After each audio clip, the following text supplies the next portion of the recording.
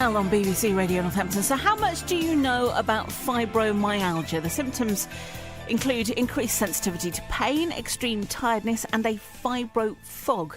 The exact cause is unknown, but it does affect 7 times as many women as men. Des Quinn is chair of Fibromyalgia Action UK. Hi, Des. Hi, Helen. Thanks for having me on. No, thank you for sparing us the time. Now, we know the cause is unknown, but what actually is fibromyalgia? Well, as you said, it's typically people experiencing chronic pain. That's pain that they've had for 3 to 6 months at least, all over the body. But you've also, as you said, you've got fibro fog, you get a lack of refreshing sleep. So you end up in a vicious cycle whereby you're suffering from pain, you can't get good sleep. So your quality of life suffers as a result.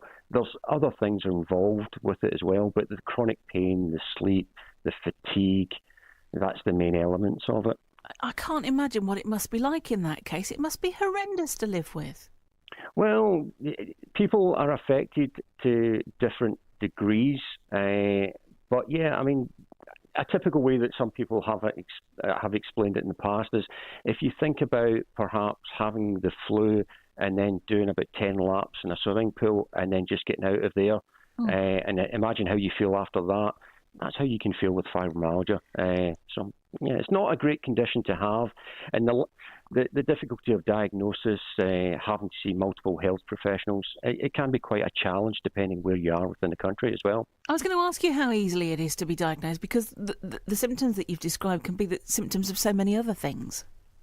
And that's what the doctors have to go through as a process of trying to rule out things. They'll take blood tests, but normally the blood tests are to make sure that you don't have something like arthritis or whatever. Mm-hmm. They're ruling things out. They're looking at your medical history. They're looking at how you're presenting with symptoms.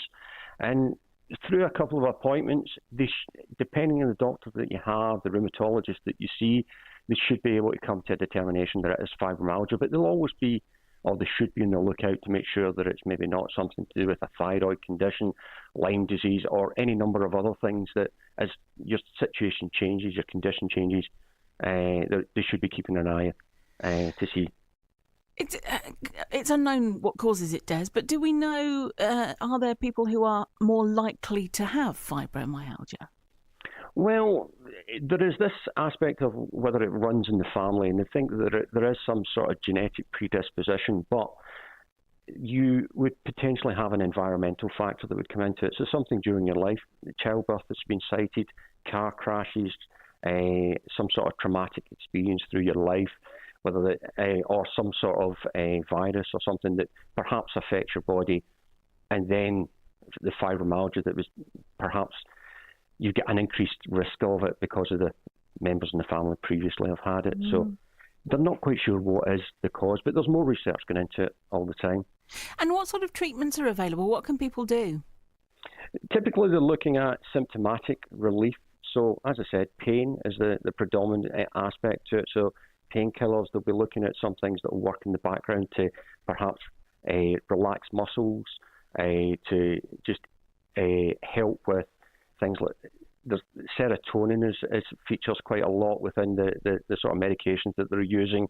So there's a various range of drug treatments they can use, but there's also things like, people say exercise more, but what we tend to say within fibromyalgia is do more activity, keep yourself active, because as soon as the doctor says exercise, you think, oh, he wants me to run a marathon, but no, it's just keep yourself active, walk with the pets, go up and down the stairs, whatever you can to keep yourself active. But there's other things like CBT, mindfulness therapy. There's a lot of things, but it's different for the individual. It's what works for them. I imagine that it can have a big effect on somebody's life. If you're feeling that rotten all of the time, the social aspects of your life could go out the window as well. Well, from a personal point of view, I remember how it affected myself, and the fact that when I was around about my 30s and I was finding that I couldn't go out, socialise as much as I would like to. There's things like standing at the bar and talking to your mates. At that point, I had to go and find a seat because it was just uncomfortable to stand for a long period of time. But that's just one of the things that can affect. But we're getting perhaps more awareness nowadays because of the likes of Lady Gaga's in the news, and she's had to cancel her tour. But it just shows that you could be an electrician, not be able to do your job because you're affected by fibromyalgia, or you could be somebody that's I don't know how many singles she's sold, but she's a famous person that can't obviously do her work because of how the condition affects her. So it doesn't it affects anyone. That's what I'm trying to say. Tell me about this fibro fog idea, Des. What's that? The medical name is cognitive dissonance, but basically you could be looking at trying to talk to someone, and you're saying something about, oh, would you like to sit down in that chair? And perhaps the word table will come to mind, and you're just struggling to find the right word. You get confused. You're perhaps talking to somebody and saying, oh, there's two things that I want to talk to you about, and the first one is this. And by the time you get through that bit and you're saying, I can't remember what the second one was, I'll come back to it. So it's just, your brain just sort of freezes for a little bit and you forget things, you mix up words. It's very off-putting. And this is the thing with fibromyalgia. Sometimes people are focusing on the physicality of it, the pain. For some people, perhaps, I know somebody that was in London doing a high-powered finance job, and it was the fibro fog that affected him with his fibromyalgia more than the physicality of it, because his livelihood was gone and his self-confidence was gone. So it affects people differently.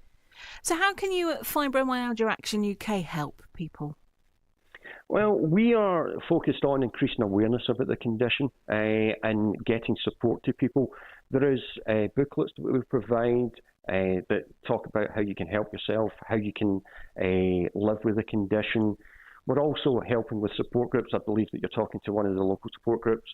We help support them with these resources, with directing people to them. We've got a national helpline that's available during the day that people can phone up and talk to somebody that has the condition and understands where they're coming from. Because if you have all these symptoms, you perhaps think the doctor is maybe not believing you as much or how severe they are.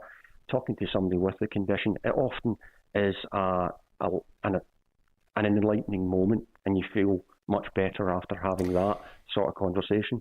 Are you able to give us that helpline number? I should have had a booklet in front of me. No, don't worry, we can find it. Don't worry, Des. I can give you the website. And all the information's on there. Yeah, please do. It's www.fmauk.org. Lovely. It's been nice to talk to you, Des. Thank you for sparing the time. Thanks again for having us on. Bye-bye. Des Quinn, who's chair of Fibromyalgia Action UK.